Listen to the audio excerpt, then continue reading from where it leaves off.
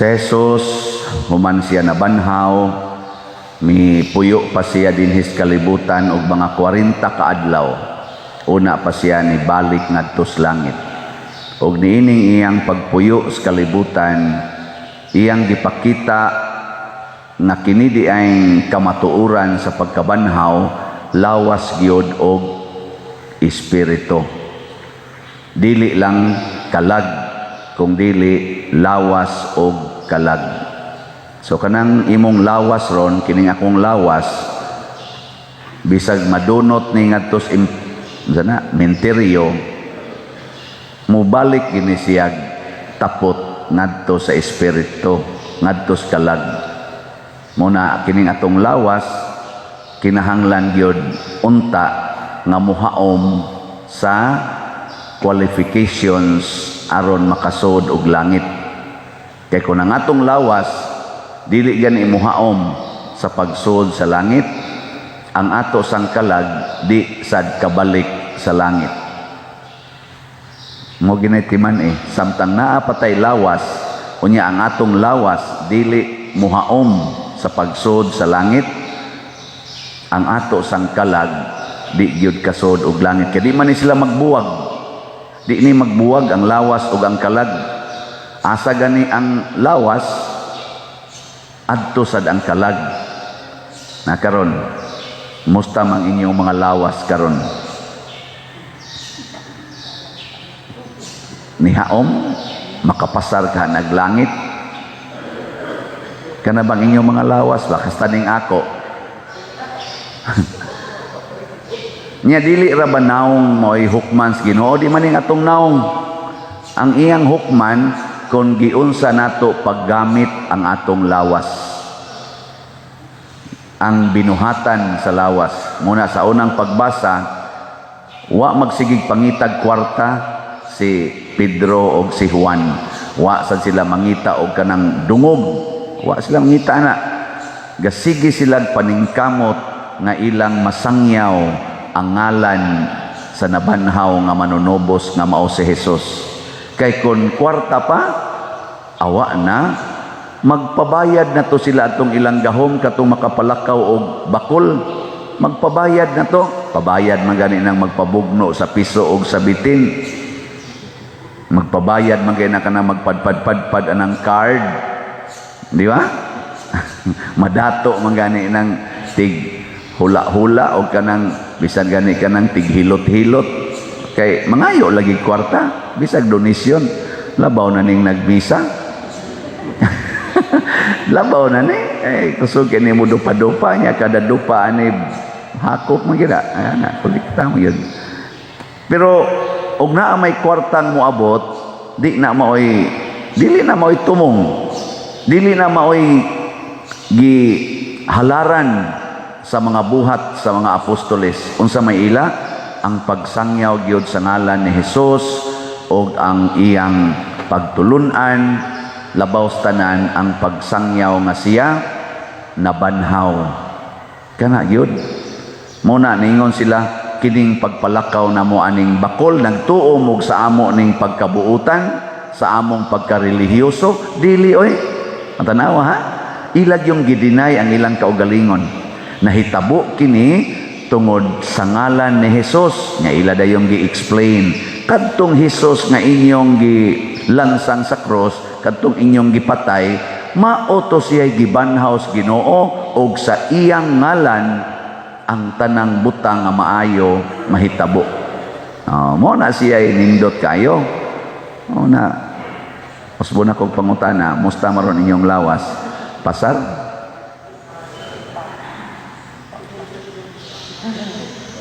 Kumusta ka ang mga lawas ros mga politicians? Unsay gigamitan nila aron kada adlaw ba unsa man gihaguan nila rog maayo ang pagsangyaw sa Ginoo o pagsangyaw sa ilang credentials? Unsa man say gibuhat ka ros mga bumubutar mga Pilipino? Ang pagsangyaw sa Ginoo o ang pagsigi sa apil-apil o suporta aning ilang mga wa gi ayo usahay nga mga pulong. sigig dinautay, pagkanindot paminaon sa mga politicians nga dili gyud maghisgot sa mga apan sa ilang kaatbang. Kanindot, no? Ano bang nindot siya paminaon kaysa magsigig hisgot sa mga apan, anya magsigig dahig sa ilang kaugalingon. Lisod kay na si San Pedro o si San Juan ang ayan na giduntang mudaig sa ilang kaugalingon, pero naningkamot gyud sila nga di gyud mimudaig. Ang Ginoo ra gyud mo'y dayga. Si Kristo ang iyang ngalan. Maubitaw diri sa atong salmo, sa titong tubag sa salmo,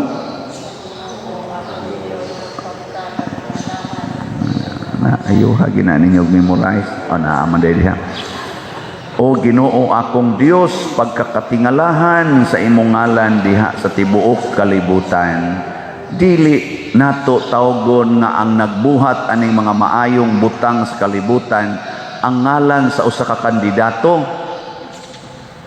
Wa sa gid untay kandidato or mga leaders nato nga mangangkon nga ako'y nagbuhat ani, kanang magsigig pangangkon na siya nagbuhat og maayo, wa gid nay ayo. Una dinhi sa atong simbahan, di gyud ko mangangkon nga ako'y nagbuhat ani, magsige mas laingon pader di patungod nimo pader, di gini mahitabo nako na naunsa mo diha. Sobra ni 30,000 katawo ang nagtabang ani og hatag. Unya ang mga workers dinhi nga nagtrabaho nga nagkadusingot nangasamad ang uban porting hugawag naong wa jud ko kaapil bisag usa na lang kadugsak sa pala.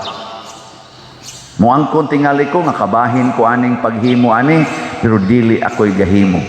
Ngano man igo ra gyud kong nagyaw-yaw nga pamalit mog slot kana ra gyud nya inigabot na sa slot sa ngalan sa Ginoo, gamiton ko ni sigon sa tumong sa kaayuhan sa simbahan. Kana ragi akong natampo, pero ang paghimo ani bisan gani kanang pagpangpintal gaan ra man jud kay na, wa jud ko kaapil ana kay wa sad ko'y talent. O kanang pag-ispalto diha sa atong daan karon nga nindot na kay na atong grounds, ispaltado na kanang gipanglubong ron diha mga haligi para na paghimo sa atong inner nga koral, kanang nindot na kay agianan nga ripadong. Wa ko kaapil ana, oy di sa jud ko kamao ana. Igo ra gyud kong nagdupa-dupa nya siging sulti ninyo nga ang mopalit og slot malangit. Kana ra gyud. Mo nang di jud ko gadahang mo angkon. Kana ganing kapilin niya didto sa kuan mingon magsige magina islag sulti nako pader di agid tungod nimo wa ginang kapilin niya. Nagi ubang magsige ingon ba? Ngiga gid nimo ana. Ikaw gyud nakaingon. Ako'y nakaingon. Sobra na 40,000 katawo ang nagtabang dihaghatag palit atong slot na MMHD. Sig palit dito ana nya unsa man ako'y gahimo ana, wa magani ko kaalsa dito bisag usa lang ka kabilya para itunol ngadto igtaod wa oy. Munang wa gyud ko'y angayan nga magsigi ko og kana ganing pangangkon. Kamusad sige mamugpalit og slot no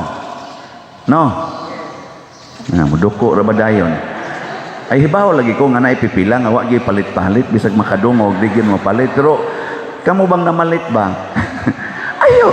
ayaw sa mo pagsig-angkon ako dako ikaw na donate di patungon na ako dako ikaw na donate buangon ka.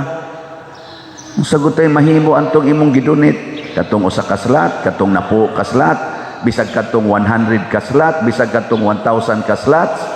Wap ang gini mahurot ng atong nana pamgidaghang slot. Ang atong paras project sa DOPS is BFMM nga para project 54,000 ni ka slots ang atong gibalik og pamaligya gikan sa 60,000 para sa atong mga projects. 2,062 pa ka slots ang atong halin. 2,062. Pero pakpakan ya po nato ang nakapalitan napay 51,938. Mo focus taanig pamalit focus tag pamalit, wa na ko'y ibaligyan laing slot karon kaniragi akong ibaligya. Ana focus ta kay para na nis atong simbahan. Ako nya ning ipakita ninyo ang atong mga target nga mga projects, pero wa untay usa natong muangkon nga kitay naghimo niini kung dili ang Ginoo. Kay kung why Ginoo nga mo inspire sa atong kasing-kasing, why Ginoo nga maggiya sa atong mga buhat matag adlaw, ug why Ginoo nga mag-supply sa tanan nga atong gikinahanglan matag adlaw sa maaning hangin kaning adlaw, kining atong mga health, ang Ginoo may hatag ani, wa gid unta tay mahimo. Mao na tin-aw kaayo na si Jesus, miingon siya, gipasabot niya ba ang kasulatan. Gipatin-aw ni Jesus ang kasulatan, unya iyang gisintro ang pag-explain nga ang Mesiyas, ang manluluwas, kinahanglan mag-antos pag-ayo, patyon, og unya mabanhaw. Kita sad, kung mahimot ang kauban sa kaluwasan, kay magpadayon man gining buhat sa kaluwasan hangtod matapos ang kalibutan, kinahanglan mahigugma sad tang mag-antos, unya musugot ang patyon, kay nilaom ta nga mabanhaw. Lingian na imong tupad. Ing na gusto ka mahimong manluluwas. Ano tanawa? Nganong di man mo mulingi, kay di sad mo gusto nga mahimong manluluwas, no? Kay ang requirement lagi sa usa ka manluluwas, mag-antos, patyon, una mabanhaw. Ana. Muna sa atong mga politicians karon, ato silang pangutan-on, gusto mo muluwas Pilipinas, andam ba mong mag-antos, andam ba mong patyon, unya aron mabanhaw, og mada ninyo ang kabanhawan nining atong nasod. Kinirong nalata na kaayo nato nga moralidad. Daghan kay immoralities karon sa tibok kalibutan. Kanilang homosexuality, grabe na gyud kay inistanan. Kining drugs, kining mga bisyo, grabe na gyud kaayo. Lata na kaing kalibutan ani, naghitak na kanang pornography nga naa diha sa internet. Wa na ni censored ana, wa na naatanan nga na diha, bisag unsay level sa edad sa bata. So na do naman toy for adults only, karon wa na maka-open na tanan tungod ani ato mga gadgets, pare madre maka-open na. Labaw na mo diya mga buangon kay mo mga naong, so maka-open tiguang batanon, basta gusto kang mo open naag diya. Lata nakaistanan kaning atong pagsigi og kanibang away aning kwarta, away aning mga kabtangan, kining kadawo. Lata na kaayo ang kalibutan ani, kinahanglan tag dunay mo banhaw. Daghang text nako, pader, i-shout out ning maong kandidato ha, kay buutan kay ni siya pader. Kadang iyang kaatbang pader buangon kay nastanan ginan ko. I-shout out. Ingon dayon ko, akong gitiksan ba, ingon ko nga akong paniid wa gyud kandidato diri nga perfect. Naagi kandidato nga nindot sa iyang binuhatan, pero naa sa siya bati. Munang di ko mo shout out. Ang akong i-shout out na kamong tanang mga kandidato o mga pumipili, sundan ninyo si Kristo, sundan ninyo si Maria, buhata ang ilang mga buhat. Kaya kanato mga leaders, og magbinuang na sila nya kitang tanan nga mga Katoliko, magpuyo tas kinabuhi nga Kristohanon, mga uwaw na sila, og di na sila mauwaw, maratol na, magkabuang nag-adjust sa ilang lifestyle. Kitang tanan Katoliko sa Pilipinas, musunod ta ni Kristo, musunod ta ni Maria og sa mga santos, patay na sila. Tulisuko na sila silang tanlag. Sinang kapilaran na sila kabuk. Pilaran mo na kabuk ato mga politician, gikas presidente ngadto sa barangay tanod, ilang barangay tanod, barangay official. Mao man ato mga politicians, gikas presidente sa Pilipinas ngadto sa barangay officials, ipha na sila tanan, pilam na kabuk. Uy, gamay ra kay nga porsyon. Kitang kinabag-an nga mga Katoliko dinis Pilipinas or mga Kristiyanos dinis Pilipinas, kita'y nag-occupy sa 85% of our population ug magpuyo ta subay sa kabubuton sa Ginoo bisag kinsay mulingkod diha magpanagana na silag buhat og dautan. Pero magsigit ang ingon kana gyud kay mao ginay sakto, kana gyud kay mao ginay muluwa sa Pilipinas. How about you? Ikaw, ako, di ka gustong muluwa sa Pilipinas?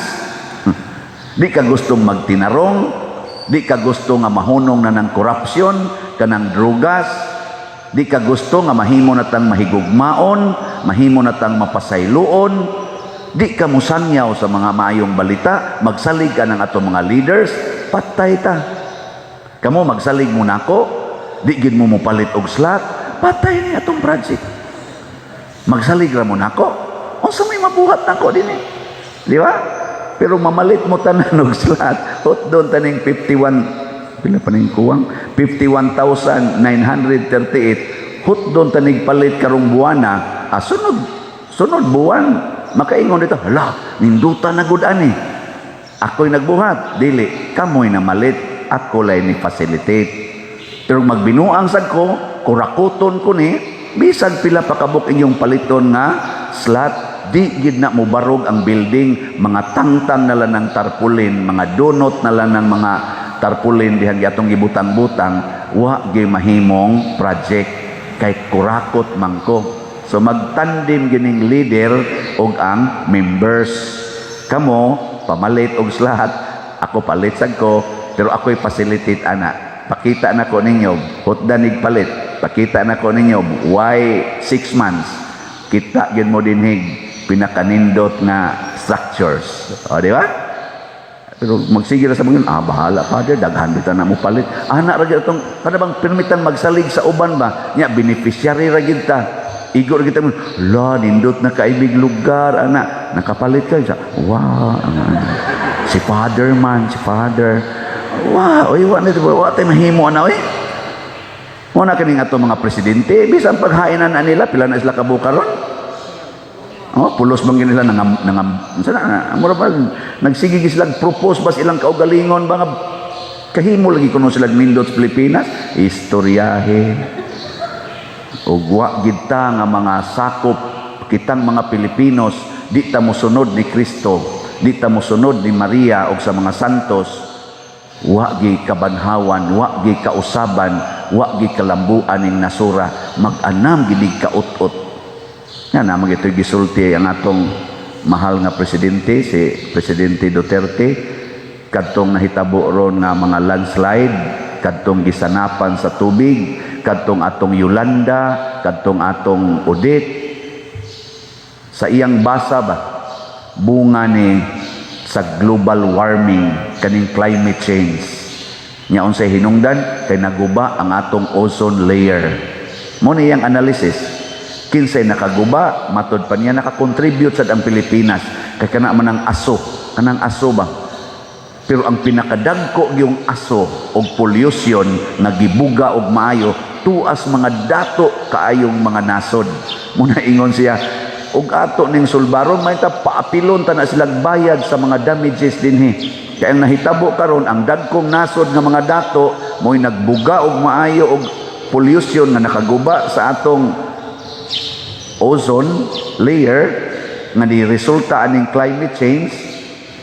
Kitang mga pobre mao intay dagko kayong mga damages kay wa man tay mga infrastructures nga mo dipinsaan ni kay kuwang man tas kwarta nya sila to daghang kwarta kay tuan lagi buga og maayo. Amo na yang analysis nakaingon sad ko mura biyag sakto anya ug magsige ginagpadayon kani sa tong katapusan karon na bagyo si Agaton 14 daghanang patay. Nya gauna sad ato si Odette 40 gyapong patay, 40 dagkuas damage. Wap agani kabangon ang naigo ni Odette, gibahaan na sad, landslide na sad ni Agaton. Karong tuiga pila ka kabuk mudamag nato dinhi nga either kusog kaayo nga hangin or dagko kaayo nga mga uwan. Hutdon na tagpatay ani mga Pilipinos. Hastan atong presidente, di siya kasagang sa climate change. Nya, ug way Ginoo, wa si Maria, wa ning atong pagsunod sa Ginoo, way makasulbad ani. Apan si Pedro ug si Juan, way kwarta, way grado, gisulbad ang kahimtang sa usa ka bakol, nakalakaw sa ngalan ni Jesus. Muna ang iyang ngalan mo ikatingalahan, kanus amo epekto kung atong puy-an ang iyang mga pagtulunan. Pagampo sa katawhan. Masaligon kita sa gugma, gahom o grasya sa Dios. Busa, malaumon kitang mudangop kaniya sa pag-ingon, Ginoo, dungga kami. Ginoo, dungga kami. Nga ang simbahan, mamahimo untang magmalahutayon sa pagsangyaw sa Ebanghelyo, mga muyo kita sa Ginoo. Ginoo, dungga kami. Nga ang Ginoo nga nabanhaw, magiya kanila nga anaa sa pangatundanang pampubliko, aron makaalagad sila diha sa katarong ug kaangayan, mga muyo kita sa Ginoo. Ginoo, dungga kami. Nga mamahimong malampuson ug malinawon ang umaabot nga piniliay, mga muyo kita sa Ginoo. Ginoo, dungga kami. Nga alang ni adtong nag-antos sa nagkalaing-laing matang sa sakit, nga makabato na sila og hingpit nga kaayuhan ug kahupayan diha ni Kristo. Mga muyo kita sa Ginoo. Ginoo, dungga kami. Nga mahimong magmalampuson ang Second National Mission Congress karong April 17 to 24, 2022 nga mutak-op sa pagsaulog sa 500 years of Christianity. Mga muyo kita sa Ginoo. Ginoo, dungga kami. Nga ang sulugoon sa Dios, Teofilo Kamumot, Obispo, mabayaw na sa kadungganan sa altar. Mga muyo kita sa Ginoo. Ginoo, dungga kami. Alang sa mga proyekto dinhi sa atong simbahan nga pinaagi sa pangama ug paggiya ni San Vicente Ferrer, magmalampuson ug mahuman unta sumala sa atong mga giplano ug gipangandoy, mga muyo kita sa Ginoo. Ginoo, dungga kami. Alang sa tanang mga benefactors ug donors sa atong simbahan nga mihatag og pinansyal ug lain-laing hinabang ug alang sa mga nagtrabaho dinhi sa atong mga proyekto nga hatagan unta sila sa Ginoo og daghan pang mga grasya sa ilang kinabuhi, malikay sila sa mga kadautan ug mulampos unta ang tanan nilang mga paningkamot, mga muyo kita sa Ginoo. Ginoo, dungga kami. Nga ang atong mga igsuong nangamatay makaambit na sa kabanhawan ni Kristo, mga muyo kita sa Ginoo. Ginoo, dungga kami. O Dios, panalipdi ug tabangi kami sa imong makanunayong gugma. Sayod kami nga dili nimo kami pasagdan.